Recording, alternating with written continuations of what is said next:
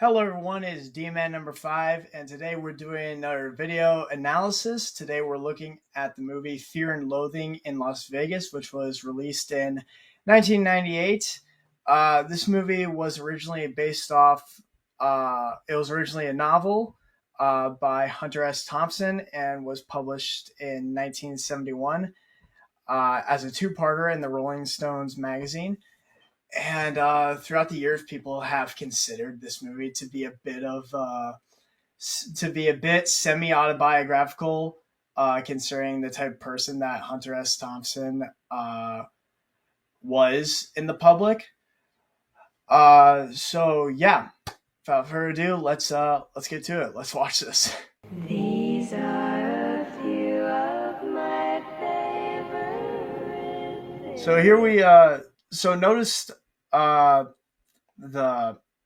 this is one of the many weird things in the movie that's used to like differentiate separate itself from other movies and kind of to grab your eye. The title like melts away, and that could either be blood or, to quote Rorschach, it could be bean juice. In a few seconds we see a quote by Dr. No, wait, not Thompson. Dr. Johnson. He who makes a beast of himself gets rid of the pain of being a man. That not only is such a true quote, but sums up the movie perfectly in so many ways. So, and also, I would just love to have that like on a T-shirt or as a poster. But yeah. We were somewhere around Barstow, on the edge of the desert, when the drugs began to take hold. Love that. Notice that like quick pan as the car drives by. Now that's one thing that will that catches your eye if you're first watching this, is the quick pan of how like the car drives by with that like long follow take, and also the red car itself. Also, the opening narration by Johnny Depp's character kind of hints that the narrator himself is a little bit unreliable, saying we were somewhere around Barstow when the drugs began to kick in. That means that he kind of doesn't know where he is, and also he's on drugs, so like what we are seeing might not be true at all. And you'll see what I'm talking about later.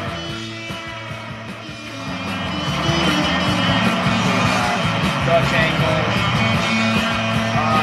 Now, this film is just Dutch angle city, and Dutch angles are used for obscure shots or to make a certain situation or scene feel odd or uneasy or just weird, which is like perfect for this movie. But in this film, it is used like that, but later on, as the film keeps going, the Dutch angles become more and more obscure and weirder, which is also meant to symbolize Johnny Depp's character. To like, it's supposed to like represent his growing paranoia, because as the drugs like keep kicking in, which I think is really cool. I remember saying something like, I feel a bit lightheaded. I love the narration. Oh, maybe you should drive. Suddenly, there was a terrible roar all around us, and the sky was full of what looked like huge bats, all Here we get swooping close up on and screeching and diving around the car. Johnny Depp. And a voice was screaming, Holy Jesus, what are these goddamn animals? Now that's an extreme close up on his eye, but also we can see like bats flying around him. Now it's another thing of, is he actually seeing this? Because of the drugs, maybe he's not really seeing this. And later in the opening, you'll see like if there were bats or if there weren't, but like we only see them in his like sunglasses and through his eyes, so kind of like kind of how we're seeing it through his perspective, like he's seeing these bats, but maybe they're not really there as we keep like zooming in. I love how it's like still a Dutch angle, but like zooms in on him, and I Screeching and diving around the car. love this line. And a voice was screaming, "Holy Jesus, where are these goddamn animals?" I love that mannerism. Say something. Never mind. It's your turn to drive. I love Depp's mannerisms in this movie. It's just so like crazy and so like out of pocket. He moves like a cartoon character, just crazy, which is kind of like what he was trying to do because he's on drugs in this movie. This is kind of where he was like, oh, I can use this for Pirates of the Caribbean. No point mentioning these bats, I thought. Love the facial Poor bastard will see them expressions. soon enough. Even without the like narration, you would think like, oh, he's not gonna tell him. I notice the sound design. You can kind of still hear screeching and of like the bats, but like you don't really see them at all, so you can't tell if like, oh, are they just high above? Is he hallucinating or something? It's really good. And notice when he opens up the trunk too. Oh, I love that because Fucking pigs! Fine. We had 2 bags of grass. now here we have I think it is what is that? I think that's a low angle shot. Yeah. Kind of like him looking into like with that roar that we just heard right when he opens up the trunk, kind of like represents that he's looking into like the belly of the beast or something. And we later find out that he has Fucking pigs! not that, not fly swatter, but I'll let him explain. We had 2 bags of grass, 75 pellets of mescaline, 5 sheets of high-powered blotter acid, a salt shaker half full of cocaine, a whole galaxy of multicolored uppers, downers, screamers, laughers. Also a quarter tequila, quarter rum, case of beer, pint of raw ether, and 2 dozen amyls. Not that we needed all that for the trip, but once you get locked into a serious drug collection, Now, the tendency is here's to push it what as I far mean as you by, he's an unreliable narrator. Now it's trying to figure out were the bats really there, were they not? It's oh my god, I love it. Already in the opening, you can tell like the first like minute or so, like you're already like second guessing everything and like, is this all real? Like, what's he talking about? This guy's crazy. I love it. I love the music too. The only thing that really Just worried me like- was the ether. It's in the background. There is but you nothing can in the notice world it's more just- helpless and irresponsible and depraved That's it. than a man in the depths of an ether binge. And I knew we'd get into that rotten stuff pretty soon. Love that A shot. subcommittee report says illegal drugs killed 160 American GIs last year. 40 We of got a them bunch in of Dutch Vietnam. angles. Drugs were sent. One dog, man.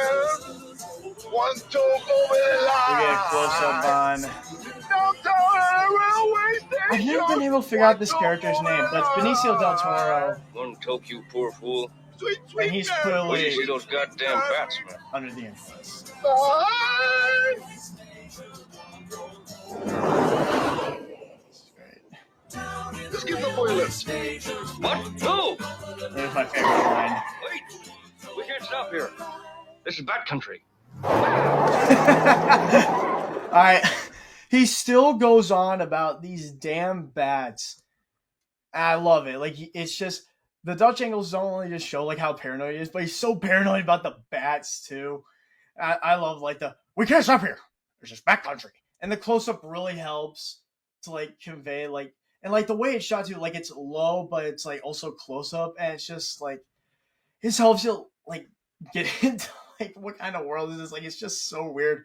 Also, Hitchhiker, by the way, played by one of the Spider-Men. Damn, I never rode a convertible before. Is that right? Well, I guess you're about ready then, aren't you? We're your friends. We're not like the others, man. Really. No more of that talk or I'll put the fucking leashes on you, understand? I talk to my friends. Get in. That close up. Like gonna be said, like you can't really tell like what he's trying to do because he's either trying to be inviting, but again, this could just be like how he's like seeing the world. Like it's so inconsistent. Like he probably said like, "Oh, get on in," but he's saying in this kind of way because of the drugs that are affecting him. Cut. How long can we maintain, I wondered? How long before one of us starts raving and jabbering at this boy? What will he think then?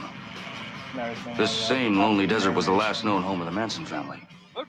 Would he make that grim connection when my attorney starts screaming about bats and huge manta rays coming down on the car? If so, well, we'll just have to cut his head off and bury him somewhere. Because it goes without saying that we can't turn him loose. He'd report us at once to some kind of outback Nazi law enforcement agency, and they'll run us down like dogs.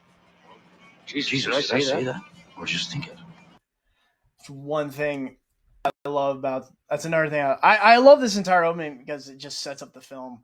But I love that, like, he goes on monologuing for so long, and we get like this, like, not a close up shot, but just like kind of like eye level, like medium eye level shot of just the narration. It's like, okay, he's singing his No in home his of the head. Manson family.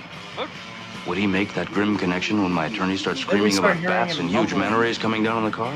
And if so, then, well, we'll just have to cut his head off and bury him somewhere. Oh my god! Because it goes without saying that we can't turn him loose. Then we get this close up of him mumbling to himself, and you can't really tell, but this is kind of like kind of creative way. I don't know if this was intentional, but the narration audio is before, just is a little bit before he actually starts mumbling what he's actually saying in the narration. So it's like he's thinking this and then he's saying it but mumbling it. And also I love it, like he can't tell, like, oh, am I saying this out loud or am I just thinking this? I love it. He'd report us at once to some kind of outback Nazi law enforcement agency, and they'll run us down like dogs. Jesus, did I say that? Or just think it? Was I talking? Did they hear me? It's okay. Just admiring the shape of your skull. What? No thanks. Maybe I'd better have a chat with this boy, I thought. Perhaps, if I explain things, he'll rest easy. All right, listen. There's one thing you should probably understand. Can you hear me? POV shot for a little bit. I want you to have all the background. This is a very ominous assignment with overtones of extreme personal danger. I'm a doctor of journalism, man. This is important, That's actually goddammit, to the fucking truth. Journalist. This is important, goddammit, to the fucking truth. Yeah. Get your hands on my fucking neck! No. Our vibrations were getting nasty. But why? Was there no communication in this car? Had we deteriorated to the level of dumb beasts? I want you to understand that this man at the wheel is my attorney. He's not just some ding. Okay, so I love these guys' like jobs. So he's a journalist and he's an attorney. Would you ever think this guy was an attorney? Oh my god, I love this. I love these two characters. Like they just have like such weird jobs that like just don't fit them at all. But yeah, so that's gonna be my my coverage for the opening of Fear and Loathing in Las Vegas.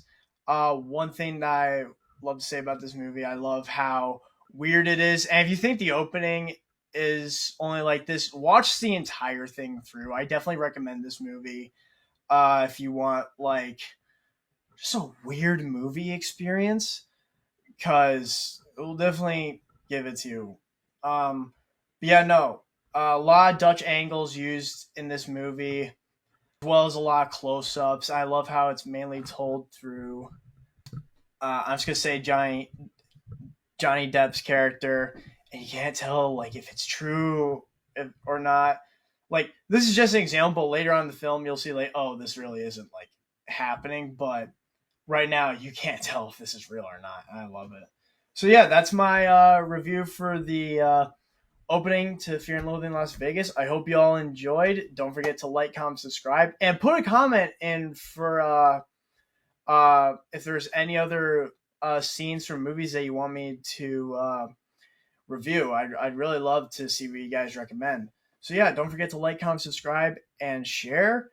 And stay awesome, everyone. Oh, also, try and get us to we're trying to get us to 500 subscribers by the end of October. So yeah, bye everyone. Stay awesome.